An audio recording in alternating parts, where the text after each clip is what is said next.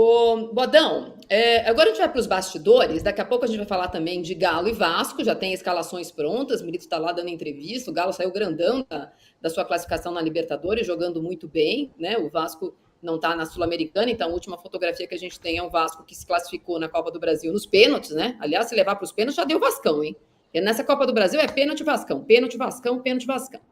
Mas Corinthians e Flamengo, assim como Galo e Vasco, estão pegando fogo desde antes de rolar a bola, porque há um jogo fora de campo e um jogo dentro de campo. No jogo fora de campo, na segunda-feira à noite, Vasco e Corinthians entraram no STJD para pedir o cancelamento da inversão dos jogos de Campeonato Brasileiro e Copa do Brasil, anunciado no sábado à noite pela CBF. Argumentos à parte, isso se sucedeu a uma série de trocas de mensagens, etc., que culminou ontem à noite com a decisão da quinta Série A, que a CBF pediu para o Rodrigo Caetano ligar para o presidente do Corinthians, dizendo que, veja bem, decidimos não treinar mais no CT do Corinthians. Eu tenho uma apuração que o Dorival nem participou dessa conversa. O Dorival, que é o técnico da seleção, que deveria falar, olha, em vez de você treinar do lado do aeroporto, você vai treinar lá na Zona Oeste, que é o oposto da Zona Leste de São Paulo. Ele não participou disso. Dado a relação nesse momento ruim, a CBF decidiu que não ia mais treinar no CT do Corinthians. O Corinthians não pediu nada, nem disse que não ia abrir as portas. Foi uma decisão da CBF. Agora há pouco, antes da gente entrar no ar, eu confirmei que CBF e Flamengo receberam uma notificação do STJD, foram citados, porque o Flamengo se colocou como assistente da causa da CBF, né? A causa era contra a CBF, mas o Flamengo se colocou ao lado, para que se manifestem em relação aos pedidos de liminar, porque, além do processo normal, há um pedido de liminar para que seja cancelada essa inversão. Os jurídicos dos dois estão trabalhando, não há nenhuma informação sobre como eles vão argumentar. O argumento da CBF deveria ser, eu imagino, de partida, aquele que ela mandou no e-mail que se chamava, entre aspas, consulta democrática. É duas vezes entre aspas. Primeiro, que não foi uma consulta democrática, que ela não levou em consideração a resposta. Segundo, porque sim chamava a consulta democrática, estou usando aqui. Eu estou colocando de novo a cópia da montagem que a gente fez ontem, do começo e do fim desse e-mail que o Corinthians e o Vasco receberam na sexta-feira, às 10 da noite, porque entre os argumentos que a CBF coloca aos clubes, ela diz que por causa de uma decisão da Conmebol, ela precisou inverter. Na verdade, ela não teria feito isso, porque as datas são as mesmas, são os jogos que são diferentes. Só teve um complicador. Agora à tarde, o Departamento de Comunicação da Conmebol disse que ela não pediu nada.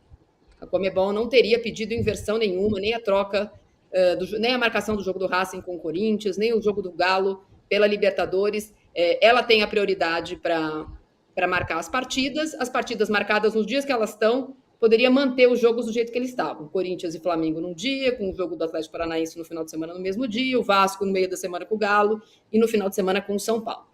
Então, esse primeiro argumento, que é o que está presente nesse e-mail enviado, a CBF não vai poder usar, Bodão.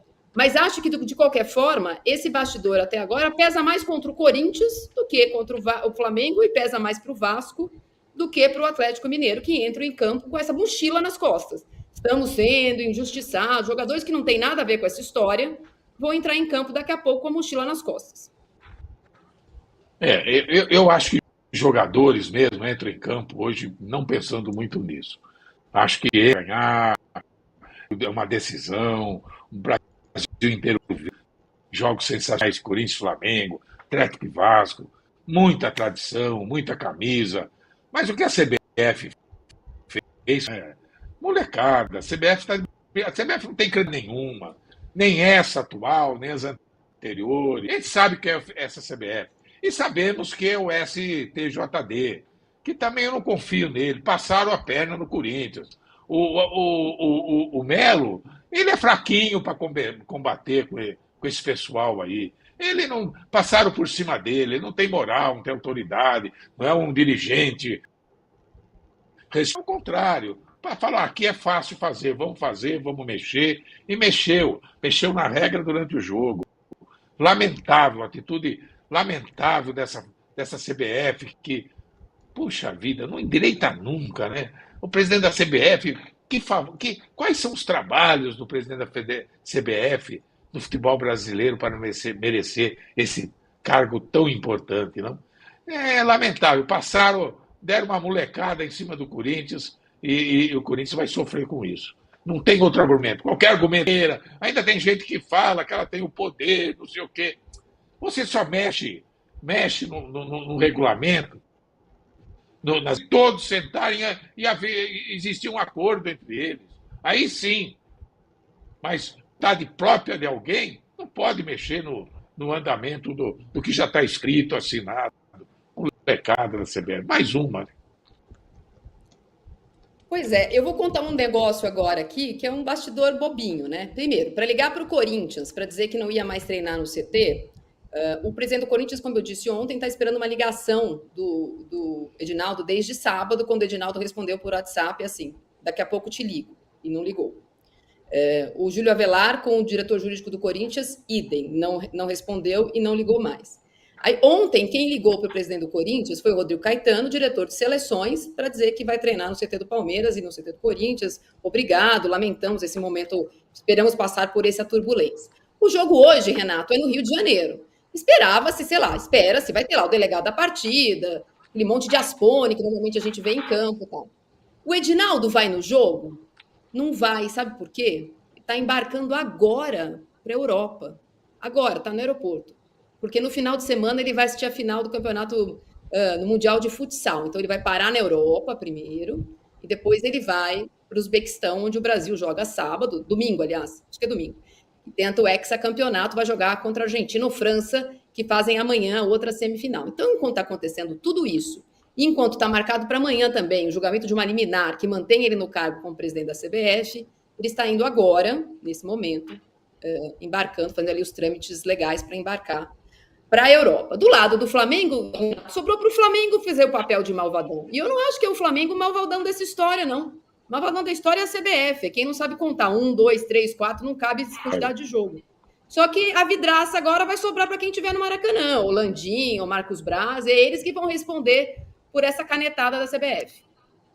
Marília, não vão, porque quem é que vai cobrar esse? Se o jogo fosse na Neoquímica, eu concordo com você, ia sobrar para eles. Mas no Maracanã, quem vai cobrar do Landim essa história? A torcida do Flamengo está satisfeitíssima. Ela acha que devia ser isso. Ela acha que seria um absurdo jogar sem 5 ou 6 jogadores do seu elenco. Então, do Flamengo, ninguém vai cobrar. E o Edinaldo, aliás, está tendo uma atitude típica do Rodolfo Landim, né? A atitude do avestruz, que quando surge o problema, enfia a cabeça na terra e deixa a busanfa de fora. Eu acho que o Edinaldo devia estar lá e devia conversar com os dirigentes do Corinthians. Ele não tomou a decisão? Então ele conversa com os dirigentes do Corinthians e explica por que ele resolveu fazer isso. Mas, enfim, o Edinaldo está indo para onde é que o que você falou? Uzbequistão, não? Uzbequistão. Tranquilo, porque ele sabe que ele está deixando um zagueirão aqui para segurar a barra dele, chama-se Gilmar Ferreira, né? Dificilmente essa liminar vai cair. Gilmar Mendes. Oi? Gilmar Mendes. Gilmar Ferreira é nosso colega de profissão. Nosso colega, aliás, meu editor de esportes no Extra. Eu gente finíssima. Gente finíssima, eu também. Fiquei com o nome dele na cabeça. Gilmar Mendes. O Gilmar Mendes é o maior zagueiro desse país, né? A gente sabe disso. Então, o Edinaldo está indo tranquilo, vai viajar lépido e fagueiro. Eu posso imaginar... Marília, a mudança do CT... A mudança do CT do Corinthians, Palmeiras, é uma bobagem. Aliás, de ser uma bobagem, é um erro. É um erro. Hoje, para andar 20 quilômetros em São Paulo, demorei 2 horas e 15. A coisa inacreditável. São Paulo está parada. O CT do Palmeiras fica 2 horas do aeroporto. Dependendo do horário, é terrível. O CT do Corinthians fica ao lado do aeroporto. Isso para atleta tem influência. Ficar 2 horas parada no trânsito. É molecagem, é molecagem.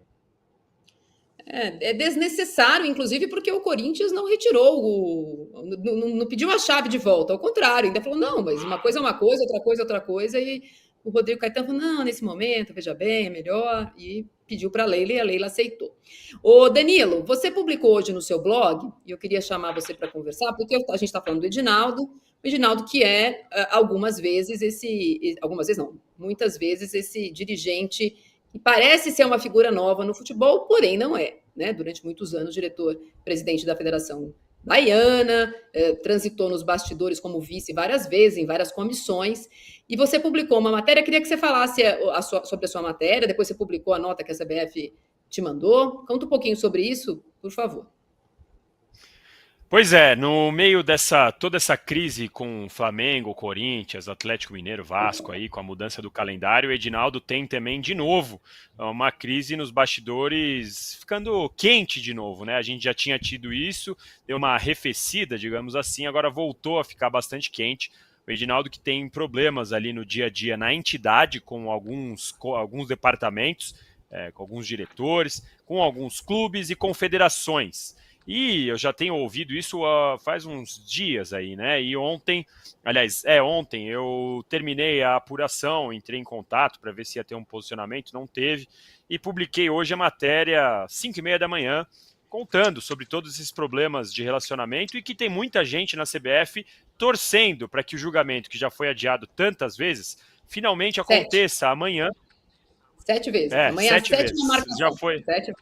Já foi adiado 7 vezes e que está torcendo para que amanhã esse julgamento seja feito e aí, eventualmente, o Edinaldo pode, apesar de eu considerar a chance pequena, mas ele poderia ser retirado da presidência da CBF, porque muita gente já não aguenta mais por diversos motivos, por uma questão de centralização, ele gosta de definir, o que me explicaram ele gosta de definir, gosta de centralizar um pagamento de 50 centavos e a decisão mais estratégica da entidade, ou seja, não existe no mundo um presidente de uma entidade desse tamanho que tenha que canetar um pagamento de 50 centavos e ao mesmo tempo quer definir a decisão estratégica da entidade, que mude um calendário, que mude um posicionamento, que faça ali alguma interlocução, enfim. E aí muita gente reclama disso, que tudo fica parado esperando a aprovação dele. Então os departamentos não têm mais autonomia e eu conversei com muita gente. Para minha surpresa, na verdade não foi minha surpresa. Hoje à tarde